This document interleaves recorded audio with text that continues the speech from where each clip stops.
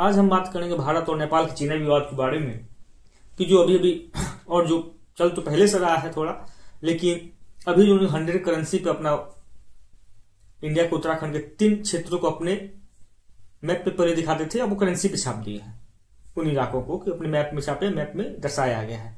वो 3 इलाका कौन सा है? लिपू लेक, काला पानी और लिम्पियाधुरा। ये 3 नक्शे को लोग आपस में दिखाए हैं कि हमारा हिस्सा। इसे बातचीत चल रही थी, कोई निष्कर्ष नहीं चला था, लेकिन उन्होंने अपने करेंसी पे छाप दिया। तो एक तो ऐसा होता नहीं है। तो हम आज बात करेंगे इसके थोड़ा हिस्ट्री के बारे में, थोड़ा फैक्ट के बारे में, थोड़ा डाटा पे बात करेंगे और इसके इनकी थॉट प्रोसेस क्या रही, क्या सपोर्ट रही और इनकी क्या साइकोलॉजी इसके पीछे और कैसे एक है कि उन्होंने करेंसी पे छापा, इसके पीछे की कहानी क्या रही। एक विवाद हुआ था गलवान घाटी। जब गलवान घाटी हुआ था और ऑलमोस्ट बराबर टक्कर दिया था इंडिया ने। कई मामलों का इंडिया ने डोमिनेट किया था, लेकिन बराबर कहीं मान के चलते बराबर कहीं टक्कर दिया है। तो चाइना का करता है जैसे बड़े बड़े देश का करते हैं, अपना अपने एक छोटे पार्टनर पाल लिए हैं जो डायरेक्ट नहीं लड़ते, किसी को और थ्रू लड़ते हैं। जैसे कहने के लिए अगर एग्जाम्पल तो अमेरिका रसिया से यूक्रेन थ्रू लड़ रहा है और चाइना ऐसे छोटे मोटे जो पाकिस्तान हो गया, नेपाल हो गया, इन लोगों को अपना लठैत पाल कर रखा है। जैसे कि पहले के राजा जो होते थे वो अपने लठैत पालते थे, वो लठैतों का काम कराता था कि जिनसे राजा के विवाद होगा छोटे स्तर पे, उससे उनको लठैत विवाद करेंगे। वो विवादित जगह विवाद नहीं करेंगे, वो विवाद बना के विवाद करेंगे और फिर राजा उनको अपने हिसाब से उसको यूटिलाइज करेंगे। सेम वही है कि जब गलवान घाटी में जब चाइना ने भारत के बहुत जने क्षति नहीं पहुंचा पाया, भारत ने भी उसका मुंहतोड़ जवाब दिया, तो उसी के आसपास उसने नेपाल के बहुत सारे हिस्सों को उसने कब्जाया है, गांवों को, जिसमें से आप 4-5 गांव का नाम हमको याद आ रहा है, जिसमें दोखला था, गोरखा था, डारचूला था, हुमला था, 2-4 गांव और थे जिसको उन्होंने कब्जा लिया था, जो कि न्यूज में भी था और अपने इंटेलिजेंस के पास भी था, उनके पास भी था। लेकिन उस समय क्या था कि पाकिस्तान में भी, पाकिस्तान बोलते नेपाल में भी कम्युनिस्ट गवर्नमेंट थी, चाइना में भी कम्युनिस्ट गवर्नमेंट थी, कम्युनिस्ट भाई। तो एक चीज इतने विवाद नहीं हुआ। एक कब का संधि हुआ है और हमारे 3 क्षेत्र को लेके एक 350 वर्ग किलोमीटर जमीन अपने दिखा रहे हैं और उनका अपना जमीन जो चाइना ले लिया उस पर इनका कोई विवाद नहीं है। पता नहीं वहां की युवाओं को अब राष्ट्रवाद कहां चला गया, जो उसमें बात ही नहीं कर रहे हैं लोग, क्योंकि नेपाल की अपनी मजबूरी है, कोई पहाड़ी इलाका है, वो उधर चाइना से भी और इंडिया से बीच में है, उसको कहीं ना किसी गुजरने के लिए रास्ता चाहिए, तो उसकी अपनी मजबूरी है। लेकिन जब कम्युनिस्ट गवर्नमेंट बना, तो जब गलवान घाटी हो गया, तो चाइना ने सोचा कि भाई हम कैसे निपटा रहे हैं इनको। तब उसने क्या किया, उनमें इंटरनल कुछ 3-5 हुआ और वहां के जो केपी ओली थे, केपी ओली वहां के जो उनका सरकार गिर रही थी। सरकार जब गिर रही थी तो एक राजदूत थी वहां पे, 2020 के आसपास की घटना, अप्रोक्सीमेट डेट अगर गलत ना हो तो 2020 सन वही होगा शायद। तो एक चाइना की एक राजदूत थी, चाइना के राजदूत का नाम क्या था? यू इहानकी ने एक वहीं के नेता, विपक्ष के नेता के साथ मिलकर कमल दहल प्रचंड के साथ और ओली की सरकार बचाया, केपी ओली की सरकार बचाया। उन्होंने केपी ओली की सरकार बचाया और फिर इन्होंने संसद में मिलकर एक उसी टाइम के बाद से एक संसद में मैप जारी हुआ। उस मैप में जो मैप आप छापा गया है करेंसी पे, उस समय मैप जारी हुआ और वो मैप ऑफिस में चल रहा है, पॉलिटिकल मैप उन्होंने दिखाया और मैप छापा, जिसमें लिपू लेक, काला पानी या लिम्पियाधुरा का अपने दिखाया। तो अब चलते हैं कि भाई आखिर जब उन्हें दिखाया तो कोई ना कोई तो एक बंटवारा हुआ होगा। तो इससे पहले चलते हैं हिस्ट्री में, हम आज के 200 साल पहले कि जब बंटवारा हुआ था, हमारा कोई ना कोई तो बंटवारा हुआ किसी आधार पे। तो बंटवारा इस आधार पे हुआ था कि जब 1814 से 1816 तक एंग्लो नेपाली युद्ध चला, जिसमें ब्रिटिश इंडिया और नेपाल की तरफ से 18 से 15 दिसंबर के आसपास उन्होंने आत्मसमर्पण किया।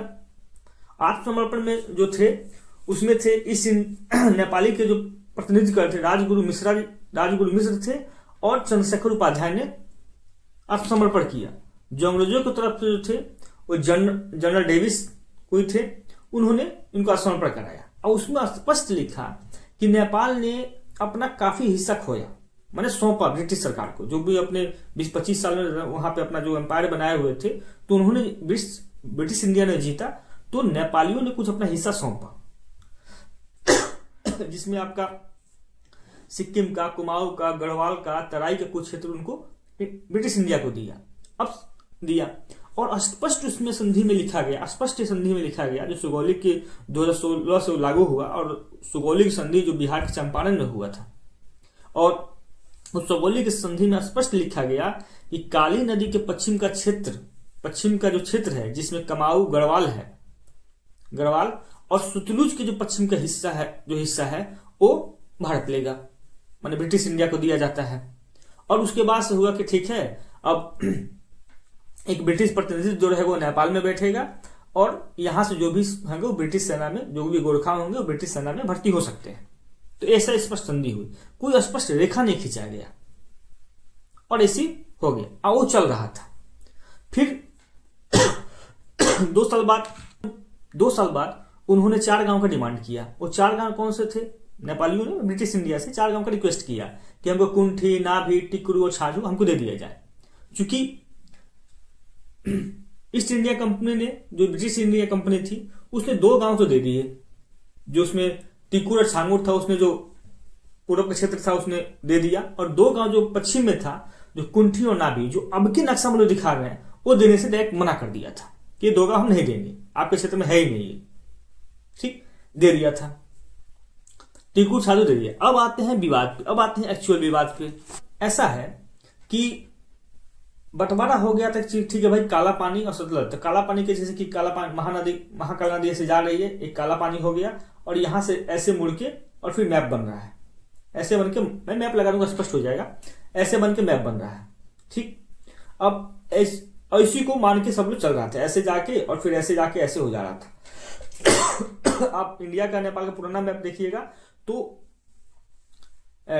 टॉप कॉर्नर पे, top left corner, top corner पे आपको थोड़ा टिल्टेड मिलेगा, उसका पूरा स्क्वायर नहीं है, पूरा मतलब रेक्टेंगल नहीं है नेपाल का मैप, थोड़ा कोना पे वो टिल्टेड मिलेगा वो।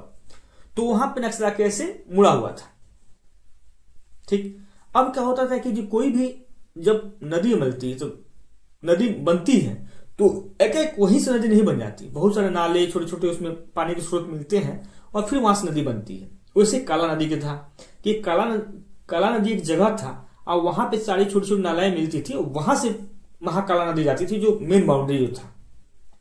तो अब वहां से कई जगह से आती है, जिसपे ओम पर्वत से एक नाला आता है, एक ओम आपी पर्वत से नाला आता है, लिपू घाट से नाला आता है, और एक ऊपर से ऐसे एक, जैसे ऐसे मैप हो गया, ऐसे मैप हो गया, यहाँ पे ऐसे मैप हो गया, तो यहां से एक आता है लिम्पिया धुरा से एक नाला के मिलता है इंडिया।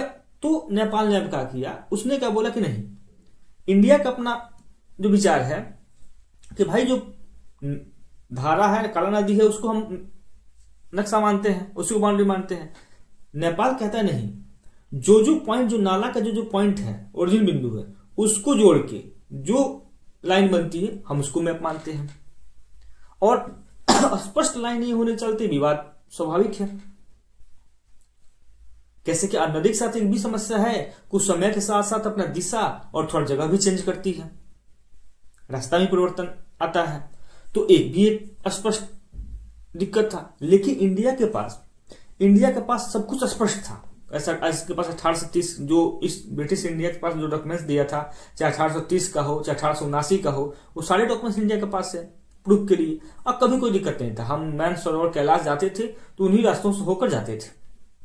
और 1962 में जब चाइना से युद्ध हारे हम लोग, तो तब से हमारी सेना उस काला पानी के एरिया में हर जगह रहती है, और वहां से बहुत ही इंपॉर्टेंट पॉइंट है। दिक्कत शुरू मोदी गवर्नमेंट के बाद से हुआ। कारण क्या हुआ कि कांग्रेस गवर्नमेंट ने 2005 में मनमोहन सरकार ने 80 करोड़ रुपया दिया था, भाई कैलाश यात्रियों को वहां पर रास्ता बना दो, जो महाकाला नदी से होकर वहां पे जाएगी। लेकिन वो कागज पे ही रह गया, बहुत सालों तक नहीं बना। मोदी गवर्नमेंट ने फिर 475 करोड़ समथिंग ऐसा कुछ अमाउंट दिया और रास्ता बनाना शुरू किया। और रास्ता बनना शुरू हुआ, उसके बाद से विवाद शुरू हुआ।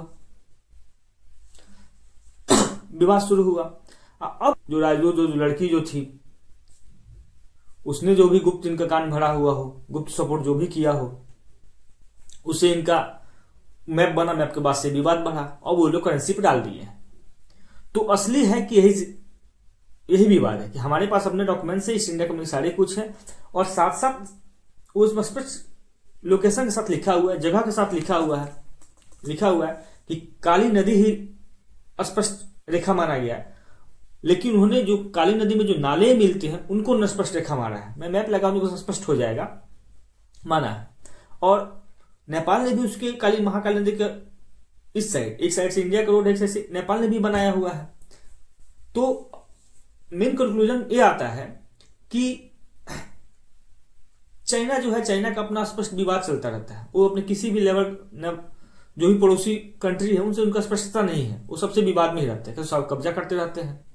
नेपाल शायद चीज को नहीं समझ रहा है। नेपाल की मजबूरी भले ही है कि भाई इंडिया से भी और उसके बीच में है, उसका कोई रास्ते नहीं है, तो व्यापार के लिए और चीज के लिए उनको अपना कोऑर्डिनेशन के लिए रास्ते चाहिए। लेकिन चाइना वही रूल अपनाता है जो यूरोप कंट्री अपनाती है अफ्रीका में, तो वहां के सारे रिसोर्स लो, धीरे धीरे वहां कर लो, अपने डिपेंडेंसी बढ़ा दो, अपना सब कुछ दे दो, उनको डिपेंडेंसी करो, लेकिन विकास हो रहा है यूरोप में। इंडिया कोई भी सहयोग का विकास करता हो बिना शर्त का करता है, यह एक सस्टेनेबल हेल्प के साथ से करता है कि भाई मेरा भी विकास हो रहा है, आपका भी विकास हो रहा है। एग्जाम्पल में आप भूटान को देख ले या जो भी कंट्री को देख ले, कोई उस टाइप का नहीं रखता कि हार्ड एंड फास्ट रूल नहीं रखता कि किसी को तबाह करके ही अपना विकास करना है। बाकी कंट्रियां ऐसा नहीं सोचती। तो नेपाल के युवाओं को भी ये सोचना चाहिए कि चाइना और इंडिया में बेहतर कौन है, कि हमारी जो एक रिलेशनशिप है बहुत पुरानी है और बहुत कल्चरल हो गया, चाहे ऐतिहासिक हो गया, डीप रूटेड है, से जुड़े हुए हैं हम लोग एक दूसरे से। तो यही था, और आगे आपका क्या विचार है आप बताएं। जय हिंद, जय भारत।